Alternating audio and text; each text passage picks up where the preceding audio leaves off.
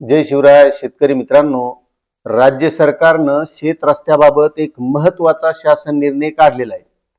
तसे या अगोदर शेत रस्त्याबाबत बरेचसे शासन निर्णय आलेले आहेत, पण आज जो काही शासन निर्णय आलेला आहे तो एकदम महत्वाचा आहे. तो शासन निर्णय आपण बघणारच आहोत, पण तत्पूर्वी बऱ्याच व्हिडिओंना काही शेतकऱ्यांनी कमेंट केलेल्या होत्या. त्यामध्ये काही शेतकऱ्यांना वाटतं की शेत रस्ता होणार, काही शेतकऱ्यांना वाटतं होणार नाही. आणि त्यामध्ये महत्वाची जी अडचण असते की काही शेतकऱ्यांनी शेत रस्ते अडवलेले असतात.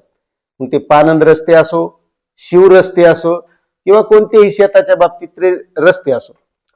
आता अडवलेल्या शेतकऱ्याला वाटतं की यामध्ये माझं नुकसान होतंय, आणि ज्या शेतकऱ्यांना रस्त्याची गरज आहे त्याला वाटतं की या शेतकऱ्यांच्या शेतातून रस्ता आहे, यांना होऊ द्यायला पाहिजे. आणि यामुळे बरेच ठिकाणी हे असे शेत रस्ते होत नाहीत. यामध्ये बऱ्याच साऱ्या अडचणी आहेत. पण आता काही जणांना जर वाटत असेल की माझ्या जमिनीचं या शेतरस्त्यामुळे नुकसान होतंय, माझी जमीन याच्यात जाणार आहे, त्यांच्यासाठी सुद्धा हा व्हिडिओ महत्वाचा आहे. आणि ज्या शेतकऱ्यांना वाटतंय की शेतरस्ता व्हायलाच पाहिजे, मात्र तो कशा प्रकारे करता येईल हे सुद्धा आपल्याला बघायचंय. आणि त्यानंतर राज्य शासनानं जो काही महत्वाचा शासन निर्णय काढलेला आहे तो सुद्धा बघायचा आहे. मात्र तुम्हाला तत्पूर्वी एक छोटीशी विनंती आहे. तुम्ही जर आपल्या चॅनलवर नवीन असाल तर चॅनलला सबस्क्राईब करा, व्हिडिओला लाईक करा आणि जास्तीत जास्त शेतकऱ्यांना ही माहिती शेअर करा.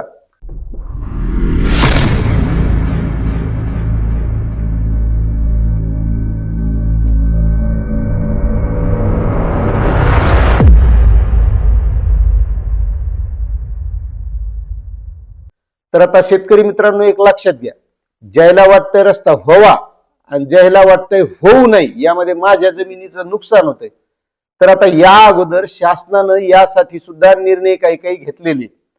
त्यामध्ये महत्वाचे निर्णय कोणते येतात? पोट हिस्स्यांच्या जमिनीची मोजणी, त्यानंतर सामायिक क्षेत्राची जी काही वाटणी आहे ती वाटणी बद्दल, आणि यासाठी एक अभियान. आता या अगोदर आपण एका व्हिडिओमध्ये ही माहिती घेतली, पण शेत रस्त्यासाठी या शासन निर्णयाचा आपल्याला कसा फायदा होऊ शकतो हे सुद्धा लक्षात घ्या. तर आता ज्या शेतकऱ्यांना वाटतंय की आपल्या शेताजवळून रस्ता जाणार आहे किंवा आपल्या शेतातून जाणार आहे, यामध्ये आपलं नुकसान होणार आहे, तर एक लक्षात घ्या, अशा शेतकऱ्यांनी हे जे काही पोट हिस्सा मोजणी आहे, या मोजणी अंतर्गत आपण शेत रस्ता, आपली जी काही जमीन आहे ती जमीन आपल्याला मोजणी करून घेता येणार आहे, किंवा जी शेत रस्त्याची सीमा आहे ती सुद्धा या माध्यमातून मोजणी करता येणार आहे. आणि यामध्ये जर तुम्ही शेत रस्त्याचं कारण लावलं तर तुम्हाला या मोजणीसाठी कोणत्याही प्रकारची फी सुद्धा लागणार नाही. आणि जर हा शेत रस्ता तुमच्या शेतातून असेलच तर आज नाही उद्या तो शेत रस्ता होणारच, याच्यात दुमतच नाही. कारण शासनाने यासाठी आता महत्वाचे निर्णय आतापर्यंत घेतलेले आहेत, आणि त्यामधील आजचा एक महत्वाचा निर्णय. आणि त्यामुळे हे शेत रस्ते होणार आहे. आणि तुम्हाला जर वाटत असेल की आपलं यामध्ये नुकसान होऊ नये, तर तुम्ही जी काही तुमची सातबारावर जमीन असेल ती त्याप्रमाणे शेत रस्ता सोडून आपल्याला मोजून घेता येणार आहे. त्या रस्त्याची सीमा कोणती आहे, सीमा ठरवून उरलेली जमीन आपली योग्य बरोबर आहे का सातबारानुसार, हे आपल्याला भूमी अभिलेखच्या माध्यमातून मोजणी करून कळणार आहे.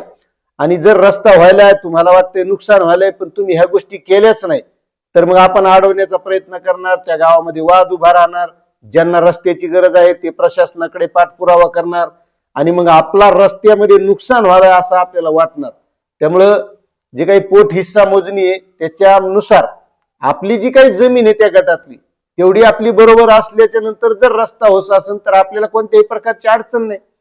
त्यामुळे ज्या शेतकऱ्यांना असं वाटतंय की आपलं या रस्त्यामध्ये नुकसान होतंय, त्यांनी या प्रकारे मोजणी करून घ्यायची. त्यासाठी शासनानं शासन निर्णय सुद्धा काढलेला आहे.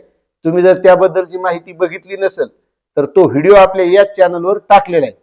आता दुसरं हे सामायिक क्षेत्र. आता काही शेतकऱ्याचे जर सामायिक याच्यातून जात असेल, मग यामध्ये त्या सामायिक याच्यात काहीला वाटत असेल की आता हे माझं जो हिस्सा आहे तो ह्या बाजूला असावं, रस्त्याकडला हिस्सा दुसऱ्याच्या बाजूला असावं, म्हणजे त्याच्या शेतातून गेला तर जमतं पण आपलं नुकसान होऊ नये, तर त्यांनी सुद्धा ह्याच पद्धतीने हे काम करू शकता.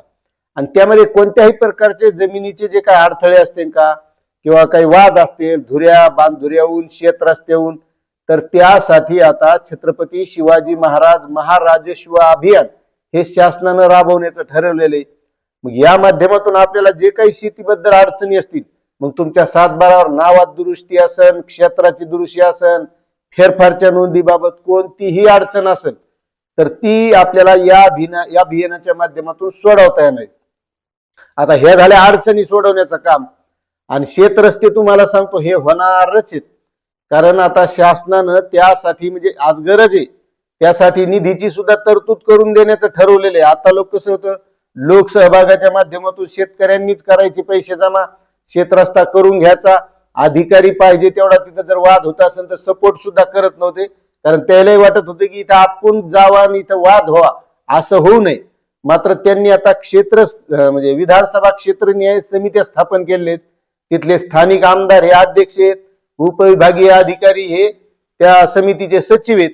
आणि मग तिथून हे प्रश्न सोडवायचे, सामंजस्यानं होईन तर त्या गावातच ग्रामपंचायत लेवलवर सोडवायचे. तिथं नाही सुटले तर विधानसभा क्षेत्र जी समिती त्या समितीच्या माध्यमातून आणि तिथं सोडवल्याच्या नंतर 7 दिवसाच्या आत आपल्याला शेत रस्ता मोकळा करून द्यावा लागणार. मात्र ही आपल्यावर वेळ येऊ नये त्यामुळे आपण हे जे काही पोट हिस्सा मोजणी असेल, सामायिक क्षेत्र असेल आणि हे अभियान आहे, या अभियानाच्या माध्यमातून आपली जमीन व्यवस्थित करून घेणं, त्याचे काही अडचणी असतील त्या सोडवून घेणं हे सुद्धा तितकंच महत्वाचं आहे. आणि आता त्या कामासाठी प्रशासन सुद्धा लागलेलं आहे. आता त्यामध्ये आज जो काही महत्वाचा शासन निर्णय काढलेला आहे, तर आता लोक आपल्याला लोकसहभागातून करण्याची मुभा होती. मात्र बरेच शेतकरी पैसे द्यायला हे एकत्र येत नव्हते, कारण उत्पन्नाची कमी आहे, पैसे देऊ शकत नाहीत. पैसे द्यायला पुढाकार घेतला तर जो काही अडवणार आहे त्याच्या विरोधात आपण जातो, अशा बऱ्याच साऱ्या अडचणी होत्या. मग यामुळे आता शासनानं एक लेखा शीर्ष स्पेशल उघडण्याचं ठरवले, म्हणजे बँकेचं खातं ते कोणाच्या नावानं, उपविभागीय अधिकाऱ्याच्या नावानं. म्हणजे CSR फंडातून पैसे जमा होतील ते त्या उपविभागीय अधिकाऱ्यांच्या खात्यात राहणार आणि जी काही अर्थसंकल्पीय तरतूद होईल त्या शेत रस्त्यासाठी, म्हणजे त्या विधानसभा क्षेत्रामध्ये जेवढे रस्ते करायचे त्याच्यासाठी, तर ती त्या उपविभागीय अधिकाऱ्यांच्या खात्यामध्ये हे पैसे असणार आहेत. आणि त्यासाठी खातं उघडण्यासाठी आज शासन निर्णय काढण्यात आलेला आहे. त्यामुळं आपल्याला जर रस्त्याची अडचण असेल तर रस्ता करून घ्यावाच लागणार आहे. आणि ज्या शेतकऱ्यांनी अडवलेलं आहे त्याला वाटतंय नुकसान आहे, तर त्यांनी मी या अगोदर सांगितलेल्या पद्धतीनं आपला शेत रस्ता मोजून उरलेली जमीन 7/12 आपली बरोबर आहे का हे सुद्धा बघणं गरजेचं आहे. कारण कोणत्याही शेतकऱ्याचं नुकसान होऊन शासन सुद्धा रस्ता करत नाही, होईल तोवर तर तसं सामंजस्यानं घेतलं जातं. त्यामुळे अशा पद्धतीने या गोष्टी आपण करून घ्यायच्या आहेत, कारण यापुढे हे शेत रस्ते होणार आहेत.